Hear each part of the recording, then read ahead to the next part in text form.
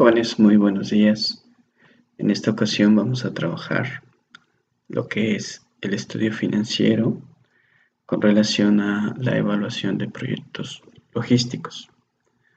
Hay que recordar que dentro de los estudios que se realizan para evaluar un proyecto logístico está la evaluación financiera, y para hacer esa evaluación financiera o estudio financiero necesitamos herramientas contables donde pues las principales son los estados financieros. En este caso, dado que es un proyecto y no una empresa que está operando, los estados financieros se proyectan a partir de los resultados de los estudios de mercado, de los estudios técnicos y de los estudios, del estudio organizacional. Los estados financieros que ocupamos para hacer el análisis financiero de un proyecto, de una empresa, son tres: el balance general, el estado de resultados y el flujo de efectivo. Estos tres registros de la actividad de la empresa o del proyecto son los insumos necesarios para valorar la factibilidad o viabilidad económica de un proyecto o una empresa. El balance general básicamente es una fotografía instantánea del valor desde el punto de vista contable que tiene una empresa o un proyecto. El balance general aplica solo para una fecha determinada, por lo que nos va a dar los resultados de un año generalmente, sin saber pues cómo viene la empresa en años anteriores o el proyecto en años diferentes al de referencia. En este caso, para hacer un análisis general se tendría que estar revisando el balance general de varios años para ver el comportamiento en una serie de tiempo. El balance general tiene dos lados: el izquierdo, que representa los activos, y el derecho, que representa los pasivos y el capital o patrimonio de la empresa. El balance general manifiesta las posesiones que tiene una empresa o un proyecto y la manera en que se va a financiar. Hay que considerar que el fundamento de este balance general es que los activos van a ser igual a los pasivos más el patrimonio que tiene la empresa, o bueno, más adelante veremos lo que conocemos como el capital social. Aquí estoy presentando un balance general donde de un lado tenemos pues los activos y del otro lado tenemos los pasivos. ¿Cuáles son los elementos que conforman el balance general? Pues tenemos los activos circulantes, que son aquellos activos de corto plazo, que son líquidos, los podemos convertir en dinero en un periodo de tiempo corto, que es pues el efectivo, obviamente, las cuentas por cobrar a nuestros proveedores, es decir, aquello que nos deben los proveedores y que en teoría pues se va a recuperar en un corto plazo. El inventario, que propiamente no es dinero líquido, pero que lo podemos vender, rematar y de esa manera capitalizarnos rápidamente. El total de activos circulantes pues se va a obtener de la suma del efectivo, de las cuentas por cobrar y del inventario. Los activos fijos, que son pues, beneficios o patrimonio que tiene la empresa, pero que no lo vamos a poder hacer líquido, no lo vamos a poder intercambiar tan fácilmente, es pues la maquinaria, el equipo y los edificios. Se consideran que son activos fijos, puesto que están ahí de forma constante y es tardado hacerlos líquidos. Al final, en cualquier tiempo, pues nosotros podemos vender la maquinaria, podemos vender los edificios y tal vez después de medio año, un año, hacer líquido este activo. Sin embargo, para términos del balance general de un periodo de un año se consideran estos activos como fijos. La depreciación, pues es el desgaste que está sufriendo nuestra maquinaria y equipo por el hecho de estarlos ocupando, o incluso aunque no los ocupemos, pues los activos se van a venir depreciando. Un ejemplo claro pues son los automóviles que aunque no lo ocupemos por el hecho de que transcurre el tiempo se va depreciando. Y eso pues es una cantidad negativa. Los intangibles, que también son algunos activos de los que, por ejemplo, la marca, el conocimiento, la experiencia del personal, es un activo intangible que se puede valorar en una cantidad financiera. El total de nuestros activos fijos pues va a ser la maquinaria y equipo menos, aquí es importante y lo destaco, menos la depreciación de maquinaria, equipo y edificios, agregamos los terrenos y agregamos los intangibles. Esto nos va a dar un total de activos fijos. El activo total se va a obtener de la suma de los activos circulantes más los activos fijos. Del lado derecho, bueno, a la izquierda del documento tendríamos los pasivos. Los pasivos circulantes pues son aquellas deudas, aquellos compromisos que tenemos que cubrir en el corto plazo, como las cuentas por pagar, lo que le debemos a los proveedores. Hay que diferenciarlo de las cuentas por cobrar, que es lo que los clientes nos deben a nosotros. Los pagarés que tenemos firmados con el banco, con algún otro proveedor, estamos pagando un edificio, por ejemplo, y tenemos un total de activos de pasivos circulantes, que es la suma de cuentas por pagar y los pagares. Los pasivos a largo plazo, pues son aquellos pasivos que no vamos a cubrir en un periodo menor a 6 meses, como son las deudas, los impuestos. El total de pasivos a largo plazo, pues es la suma de estos dos, la deuda o el apalancamiento que tiene la empresa y los impuestos generales. El total de pasivos, pues serán los pasivos circulantes o a corto plazo, más los pasivos a largo plazo.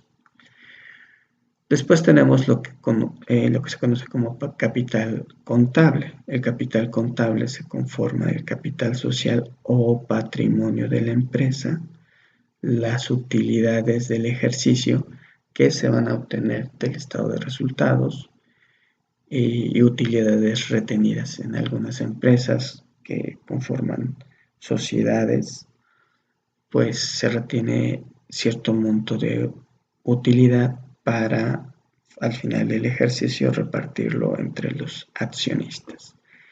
Y pues nuestro total de capital contable pues es el capital social o patrimonio de la empresa, la utilidad del ejercicio y la utilidad retenida. Al final, el total de pasivos y capital contable va a ser la suma entre los pasivos a corto plazo, los pasivos pasivos circulantes o a corto plazo, más los pasivos a largo plazo, más el capital contable. El total de activos y el total de pasivos y capital contable tiene que ser el mismo, tiene que estar balanceado. En algunos casos podemos considerar que el capital contable es la diferencia entre el total de activos menos el total de pasivos. De esta manera el capital contable pues es lo que la empresa tiene como ganancia, como monto acumulado de sus operaciones. El capital de trabajo neto, este es algo muy importante. El capital de trabajo es el fondo de maniobra con el cual vamos a trabajar o necesitamos trabajar, y si no tenemos ese capital de trabajo neto disponible, la empresa va a tener que cerrar porque no es capaz de cumplir con sus compromisos inmediatos. El capital de trabajo neto, fondo de maniobra, es la diferencia entre los activos circulantes menos los pasivos circulantes. Regresando al estado de resultados, un proyecto no va a ser factible, no va a mantenerse si al menos no tenemos este capital de trabajo, que es activos circulantes menos pasivos circulantes.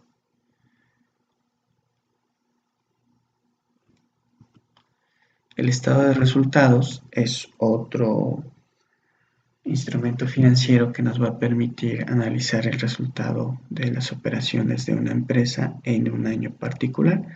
Básicamente, el estado de resultados son los ingresos menos los gastos, y esto nos va a dar un beneficio o utilidad. El estado de resultados contiene estos elementos. El primero de ellos es el ingreso por las ventas de las mercancías o de los servicios, menos los costos de ventas, menos los gastos generales de administración y ventas, menos la depreciación. Aquí es importante que ustedes vean que para este estado de resultados estoy colocando los signos sobre los cuales vamos a estar obteniendo cada uno de los campos. La utilidad de la operación es las ventas menos los costos de ventas, menos los gastos generales de administración y venta, menos la depreciación. Esto es lo que nos da la utilidad de operación. Podemos tener otros ingresos, por ejemplo, que hayamos vendido una maquinaria y entonces pues aquí obtenemos estos ingresos adicionales, y de la utilidad de operación más otros ingresos tenemos la utilidad antes de intereses e impuestos. Pagamos intereses y, por ejemplo, si tenemos un apalancamiento, hemos pedido un préstamo, habrá que pagar intereses. Eso se lo descontamos a la utilidad antes de impuestos e intereses. Nos queda la utilidad antes de impuestos. Pagamos los impuestos y al final vamos a tener nuestra utilidad neta. El estado de resultados está asociado única y exclusivamente a los resultados de la operación de la empresa. Como ustedes pueden ver aquí, no tenemos considerados los activos fijos ni las ganancias que se les reportan a los accionistas, como si se hace en el balance general. El último estado financiero que revisamos es el flujo de efectivo. El flujo de efectivo es muy parecido al estado de resultados. Tenemos aquí los componentes del flujo de efectivo, solo que debemos de considerar algo importante. El primer punto importante es la depreciación. ¿Qué es la depreciación? La depreciación es la pérdida de valor que tiene un activo fijo derivado de su uso o del transcurrir del tiempo. La depreciación es un fondo que la empresa tiene que tener para que cuando se termine la vida útil del activo lo podamos reemplazar. En el estado de resultados constituye un descuento que se hace a nuestras utilidades, pero que en el flujo de efectivo es un dinero que debemos de guardar en un fondo para que cuando se termine la vida útil se pueda reemplazar el activo. Entonces, mientras que en el estado de resultados la depreciación se considera negativa, en el flujo de efectivo se agrega la depreciación del periodo anterior, como les digo, dado que es un fondo que no desaparece. Esta depreciación descontada en el estado de resultados anterior, se va a agregar a el flujo de efectivo del periodo actual. Y de esa manera, pues como ustedes pueden ver, aquí estamos descontando la depreciación del año del ejercicio actual, mientras que aquí estamos agregando la depreciación del ejercicio anterior. ¿Ok? Además, tenemos, por ejemplo, la adquisición de activos fijos, si es que compramos una maquinaria, un equipo, o si lo vendemos, además del capital de trabajo neto. Para saber, bueno, estos son los insumos del análisis financiero. Son tres, vuelvo a repetir, el balance general, el estado de resultados y nuestro flujo de efectivo. Para hacer el análisis y determinar si nuestra empresa es rentable o el proyecto de inversión que tenemos va a ser factible, lo que se hace es un análisis de estados financieros. Tenemos básicamente 5 tipos de análisis. La solvencia a corto plazo, que es muy importante para proyectos que arrancan, nos va a interesar qué tan rápido, bueno, más bien, la solvencia a corto plazo nos va a permitir determinar si nuestro proyecto va a sobrevivir en los 2 primeros años de operación conocidos como el Valle de la Muerte o no.